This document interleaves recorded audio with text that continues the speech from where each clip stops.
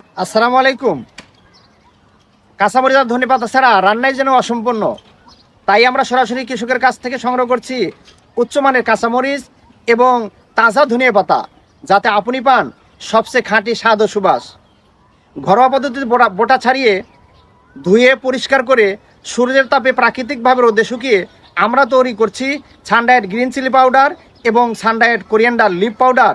ভেজাল মুক্ত, একদম খাঁটি, শতভাগ নিরাপদ, দীর্ঘদিন সংরক্ষণযোগ্য, সহজে রান্নায় মেশানো যায়।